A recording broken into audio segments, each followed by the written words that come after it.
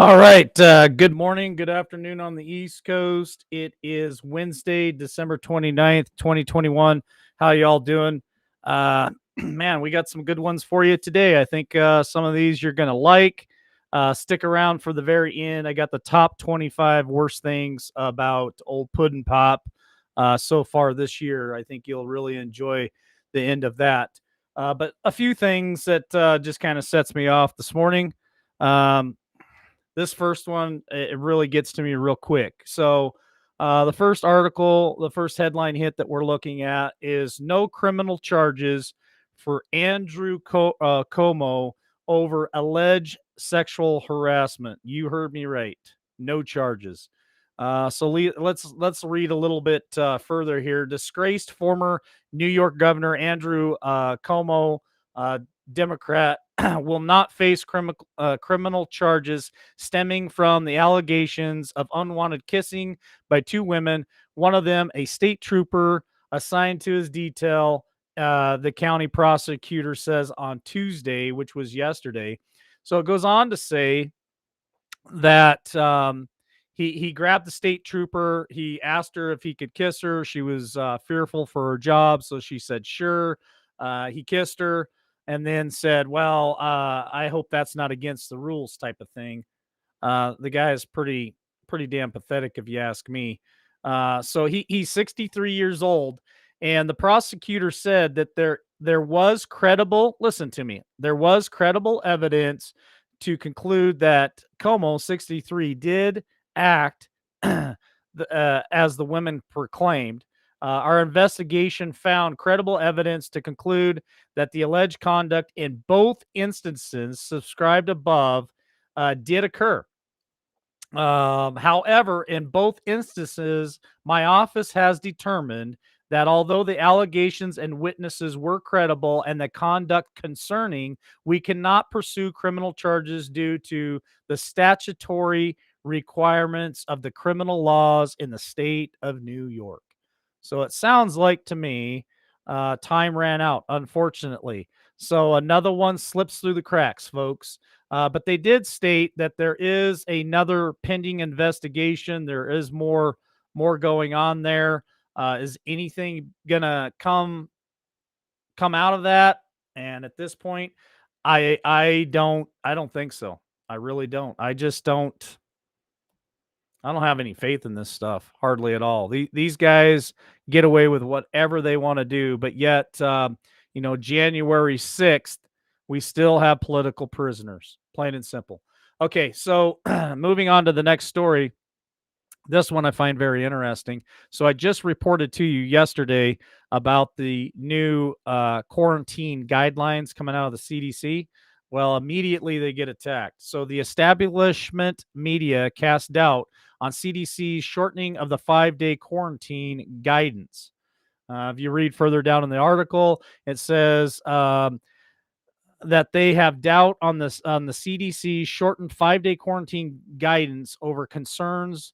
The update rules are driven by money and not science. So for this entire 2 years, we have flipped back and forth between science and not science, and science and not science, and now it's money, and it's always been money, and it's not science, and then it's science, and Fauci can't make up his mind what he wants to put out there. The diapers, the face coverings work, or no, they don't work, and it just, man, anybody who still buys into this crap after 2 years, I feel sorry for you. I really do. Um, they go on to say in this article, in the New York Times, even that they are just really doubtful that anything that they're putting out at this point. They want back to lockdowns. They want back to the 14 days. They're so afraid of this Decepticon, is what Shane calls it, variant, and its rapid spread. So it's just more fear mongering, and now the media is jumping into it, and they're calling for. I think they're gonna. I bet they're gonna call for them to reevaluate this. They want us locked the hell down. So anyway, I thought I'd throw that at you this morning. That the media is now putting their self in the ring about the new guidelines from the CDC. So here's something interesting. Victor Davis Hanson is an author and I believe a historical professor, if I read it correctly. He says that the elites are destroying America with globalism, leftism, and tribalism. So he did an interview the other day. He is the author of The Dying Citizen: How Progressive Elites, Tribalism, and Globalism Are Destroying the Idea of America. So he goes on to say that civilization has been around for 7,000 years about, and it wasn't until the last 4,500 years that we became civilized, that there were cities, um, and the cities were created. People became citizens because before then they were just slaves. They were subjects. They were peasants. So he describes how civilization started to form, and then we had representation in a republic, and how the elite are trying to erode that by social division and critical race theory and branding people and just all kinds of things that they throw at us to break civilization down, to make us poor, to make us dependent on our government. He talks about how the elites want bigger government, more government employees, and more and more and more. And they want to get us dependent on them, which if you look into a lot of the schools, a lot of the hospitals, my dad and I were talking this morning about our local little clinic here, how they have to do certain things or they won't get their federal funding. It's the federal titty that they're all nursing off of. It's ridiculous. So moving on, I want to go to this because I feel like this is going to hit the streets of America here soon. China puts out cultural revolution style shame parade on the sickness lockdown violators. So I won't go too deep into this. So basically, what happened over in South China is there were four men that did not, they violated some lockdown issues that they mandated right before Christmas. These gentlemen went out, did a few things. They didn't like it. So what they decided to do was make all four men dress up in hazmat suits, and on their chest, in their language, they have it written down what their crimes are. They paraded them through a town, and lo and behold, the people couldn't read the signs. So they all gathered closer and closer, and there was no social distancing. So they parade these guys for breaking their rules while they do the exact same thing and break their own protocols while they're displaying this public shame. Can't make this stuff up, really. Um, this one here is a little concerning to me. Something to keep our eye on. I know Jeff talks about it. I know there's a couple other channels out there that bring this up.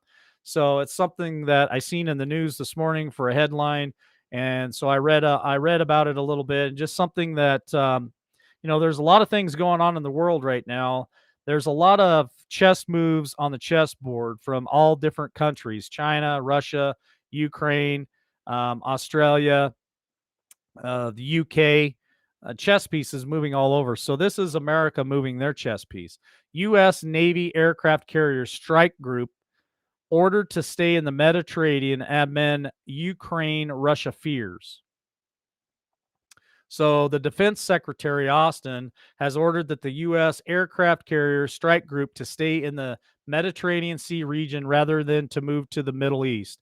Worries about the buildup of thousands of Russian troops near the Ukraine border, and they are now up to, I believe the count is 100,000 soldiers. So the USS Harry S. Truman and 5 American warships accompanying it are now going to stay in the Mediterranean because of what's going on the Russian-Ukraine border. So they fear that Moscow is preparing to invade Ukraine again, but Moscow is saying they have no intentions of invasion, even though in 2014 they did invade the Ukraine border and 14,000 people died because of it. So I don't know. Are they posturing for some reason? Is there something to the Ukraine that Russia wants, or is that another pawn? Is that another play a piece of the chess game that we're looking at? And then here we are, the United States. We're puffing our chest and we're putting Navy ships over there in that area. Why? Is it to respond to what's going on? I don't know. Keep an eye on it, folks. Okay, this one here is another article that I found concerning. We talk about what's coming up next month around the 6th, the speeches that are going to be coming out. I guess T's going to put one out, and then the White House will put one out. So I dove into this a little bit to read and see what this is all about. And so this is going to talk about what this guy feels was supposed to happen this last January. Capitol riot disrupted plan to stop Congress from certifying Biden win. Let me read that one more time for you. Capitol riot disrupted plan to stop Congress from certifying Biden win. Now you're going to ask me, well, Mike, what's that all about? Holy cow, that sounds good, right? Okay, so the former economic advisor to President Donald Trump told Daily Beast in an interview that January 6th Capitol riot actually disrupted plans to have Congress overturn the 2020, you know what, which had nothing to do with the violence. It goes on to say that Trump and Bannon were both exonerated out of that, and it was called the plan was called the Green Bay Sweep. Um, you dive into this a little bit deeper than that, and they go on to say that the plan allegedly involved using Congress to stall the certification, pressuring then Vice President Mike Pence to send the vote back to the 6 contested states, and forcing a 24 hours of televised hearings and allegations of the F word. We can't say that. The Capitol riot was totally unexpected. Saying that that they all met the protesters in the morning and everything was peaceful. So, you know, this coming out, I don't want to give anybody false hope. I don't want everybody to get all excited and say, oh, look at this. It's just something that's put in the headlines today. Is anything going to become of it? Is it going to get buried? I don't know. I guess we'll have to stay tuned and find out, right? Okay, so we're back to the voting rights and the filibuster. Um, and so I caught this article here, Durbin on filibuster reform. The voting rights of every American are all at stake here. So what he wants to do is he wants the Democrats to all basically gather together and to have a filibuster reform, which, if you remember correctly, the filibuster is an opportunity for them to block certain things. I don't think it's a 100% guarantee on that, but he goes on record to say this has to be done for the good of this country. Remember, every time the government shows up and says we're here to help, or this is good for everyone, this is for the good of the country, we should all be concerned when that statement comes out. That's their favorite line that they love to use when it seems like, in my opinion, we get screwed on anything that pertains to. So it can get done if we get all the Democrats to stand behind the change, and maybe even a few Republicans to realize, he stated, under the current Republican leadership, we've seen more filibusters, more obstructions than ever in history of the Senate. Nothing even close to it. And if we don't change the rules and go back to the Senate, that will truly debates and legislates the response and needs of the American people, then we're going to be great have a great misfortune for this country. The voting rights of every American are at stake right now. So they push this and push this and push this to make this sound like the Republicans and the rest of us are trying to take voter rights away from American citizens. That is false. That is false. What we want is one, for legal citizens to only have the right to vote, and two, to have ID backing it. That's all we want. It's pretty simple. It's not too much to ask for. If you want to drive a car, you have to go get a driver's license. If you want to cash a check at the bank, you have to go get an ID. If you can go get an ID to cash a check, and if you can go get a driver's license to drive a motor vehicle, then damn it, you can carry one of them sons of bitches into a voting box and show your ID and show that you're a legalized citizen to cast a vote. It's really not rocket science here, but these guys like to portray it as we are trying to restrict people from voting, and that's absolute horse. You know what? Um, I found this interesting. Again, it popped up in the headlines. This is something that I brought to your attention the other day, but it goes a little bit further now. So, restriction heavy DC and New York report highest sickness cases per capita in the U.S. Restricted heavy DC and New York are reporting the highest daily average of the sickness cases per capita in the United States. So it looks like DC is hitting 279 per 100,000, and New York is hitting 175 cases per 100,000. It goes on to say that the red states like Florida is reporting average to normal, which is about 113 per 100,000 for the time of year. I mean, this is the cold and flu season, correct? A lot of people get sick during this time of year. Well, the red states that don't have all these restrictions and have not enforced any kind of vacation mandates or face covering mandates are having average to normal season of sickness. But yet all these restrictions, all these people that put out there that we need to follow all these guidelines are the ones getting sick. Go figure on that, you know. Um, oh, here's a couple of them this is gonna get you fired up. One of the last articles that I throw at you here, the last headline. I found this interesting. So on that same subject, MSNBC's Wallace makes a statement. I am a triple or thrice. They use the word thrice. Vacationed flip flop Fauci groupie. I buy KN95 face coverings by the caseload. Oh, and she's absolutely scared. You know what? Of getting this thing.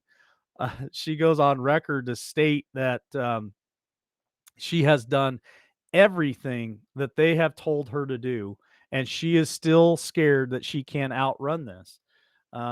Here's one of her quotes. I have used all the tools. So the interviewer says, Nicole, everybody is not necessarily going to get it. We have the tools available to prevent people from getting it. And she comes back with a quote saying, how? I've used all these tools. I am a triple vacationed person. I wear a face covering everywhere except for when I sit down. I put it on before I get up, and I'm going to get it. How do I not get the Decepticon? She asked. And the interviewer says, well, I know how you feel. I understand. I think what we want to do is really want to avoid getting it, right? And now, because if we can stop the amount of transmission, we are going to be able to protect our health system. The masks are a very big make a very big difference. And then she goes on to say, I mean, I am a Fauci groupie. Uh, I've been vacation twice. I wear a mask. I buy the KN95 face covering by the caseload. They are everywhere in my pockets. I carry them in every pocket. I wear them except for when I sit down. And I am certain that I'm going to catch this. So there you go. There's the left. They even are having meltdowns about this whole sickness. So here's something that fired me up. So this is the second to the last headline hit that we're gonna get today. Stick around for the last one because it's all about Biden, and I think you're gonna enjoy it. Um, and when, I know this number has come out before. I got irritated with it the last time, but here it is again. Goes a little more into depth, and then I'm just like, are you serious? Okay, so the report is that old flip flop lying his ass off Fauci, his retirement pension could exceed $350,000 a year. Now that doesn't piss you off. I don't know what will.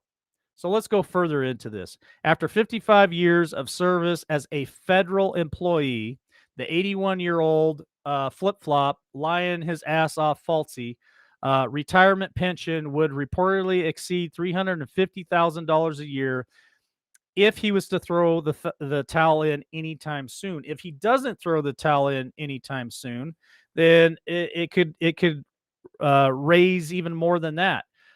He had a permanent pay adjustment in 2004 under President George W. Bush uh, for his efforts in the bio defense work that he done. So it just goes on to state that he made so much money in 2018. He made so much money in 2019. To just it just kept going and going and going. I mean, one year it was 434,000. Another year was 417,000. This guy is making more than the president. What does it say here? He's making more than the president. He's making more than a four-star general, and he makes more than any other colleague in the federal government. He is the highest paid federal employee that we have here in the United States. I'm not making it up. It's right there in front of us. It's just it's sickening to me that this guy, one, he has that much power over people, and two, he gets paid that much money, and that is just off of his salary. So imagine how much money he makes through all of the vacation companies and all the stuff that he's pushing out there. I'm sure they line his pocket with all kinds of money when it comes to sponsorships and pushing their agenda. So this guy's making millions, absolute millions. I think that's about it for that article that I really want to talk about. All right, so here is the final headline hit, and I kind of chuckled about this one for a minute. Joe Biden's top 25 worst moments of 2021. That's what we're going to share today. So buckle up. Here we go. Buckle up, Buttercup. You can't make this shit up. All right. Number 25. Puddin' Pop rips Coast Guard graduates during commencement speech. We all know he didn't have his greatest moment during that. I'm going to go through these pretty quick. I'm not going to dive into them. Puddin' Pop calls Australia Prime Minister the fella down under. Oops, Joe. Joe loses his face covering at outdoor event. Goes wandering around looking in the clouds. Can't find it. Puts it on over his eyes. His bushy ass eyebrows are hanging over the covering. I mean, you can't make this stuff up. Puddin' Pop reverses reaction on Kyle Rittenhouse verdict. Remember, he tried to gaslight that. He tried to throw a little bit of fuel on that and get people pissed off. Puddin' Pop says this should be number one. I'm sorry, we talked about this last night. This should be the number one. Puddin' Pop says, I agree. After Dad says, let's go, you know who. Number 20. Biden supports Major League Baseball's decision to pull All-Star game from Atlanta, Georgia. Yeah, that was probably a mistake. Puddin' Pop, diplomatic disaster angers France. So he pissed France off because his diplomacy sucks. Puddin' Pop paralyzed by the Continental Pipeline hack. Remember that? It was down for like 3 days. Um, man, it got pretty crazy there for a couple of days, and the administration had nothing. They had nothing. Number 17, Puddin' Pop clueless as he marvels at the $4.50 a gallon gas prices. Way to go, Joe.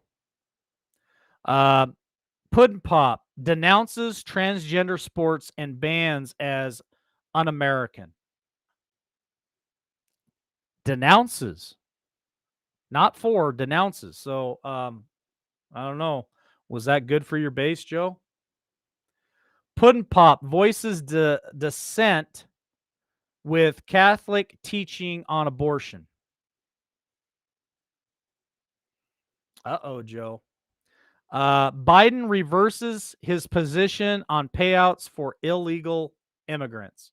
Remember, some of those people, it was said that he wanted to give like I don't know, it was something like $450,000 to them because they got a bad they got the short straw when they crossed our border illegally. They got mistreated, and I think that refers back to the prior administration.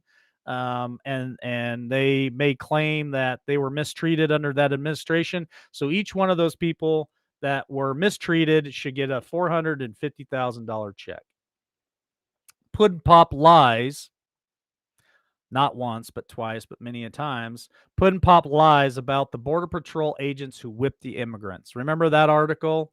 It showed the Border Patrol agents riding horses, and a lot of the lamestream media grabbed at the left, and Joe Biden said this is criminal, that they are whipping these people. They weren't whipping anybody. Biden falls asleep during climate change meeting. That's number 12. He falls asleep during the climate change. Oh, Sleepy Joe, sleep at the wheel. Number 11. Sleepy Joe meets with Putin and loses temper with CNN. Remember that debacle? Number 10. Sleepy Joe tepid response to Cuba freedom protest. So he did nothing to help the Cuban people. He said nothing. He was quiet about it, and these people were mistreated and arrested. And Joe, he was asleep at the wheel again.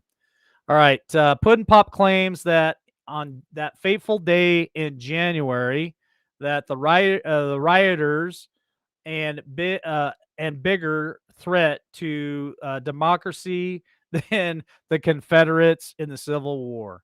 So remember that statement. He made claim that what happened in January of this year was a bigger threat to this country, to this nation, than the Civil War itself. Number 8, Sleepy Joe describes terrorism from white supremacy, the most lethal threat to the United States. Good to know. Good to know. And of course, the photo encompasses the supporters of the previous administration, right? So I guess we're just all white supremacy. Sleepy Joe describes old lion ass flip flop Fauci as the president. That's number 7. Oh, they get better. They get better. Sleepy Joe promises to get all Americans out of Afghanistan before withdrawing troops. Well, that was a big debacle. That didn't happen. That was the worst thing the worst withdrawal in U.S. history. Sleepy Joe promises to visit the southern border at some point. I think we're going on 11 months now. He still hasn't been there, folks. Just so you know, 11 months, still hasn't been there. Yeah, he sent Hills up. She went there. She was supposed to be the czar. She went down there. I think she was about 750 miles from the actual border. Old Puddin' Pop, silent on the botched terrorist drone strike that killed 10 civilians. Didn't say anything. Quiet, quiet, quiet, quiet. All right, here we go. The top 3. And these are good. And you guys will remember Every one of these. Okay. Old puddin' pop, stumbling, babbling buffoon stumbles and falls on the stairs of Air Force One. You guys remember that one? We talked about that one quite a bit. Number two, Sleepy Joe orders federal vacation mandates. This is not about freedom or personal choice, end quote. And the number one, drum roll, please. Sleepy Joe checks his watch during the uh, the ceremony for the slain soldiers from Afghanistan. Do you guys remember that? These soldiers, they gave their lives, and he was unconcerned about it. He wasn't in tune to it. He looks down and looks at his watch. So there you go. There's the top 25 worst things that this gentleman has done in 2021, and I'm sure 2022 will bring even more. So we'll have to look at those next December as well. So thanks for joining us today, folks. I hope you have a wonderful afternoon. Don't forget, we'll be back on Podbean this afternoon at 3 p.m. Eastern with John E. And we will continue our mini series, John and I. So don't miss that at 3 p.m. Eastern. We will be on Podbean. So we will see you there. Have a great day.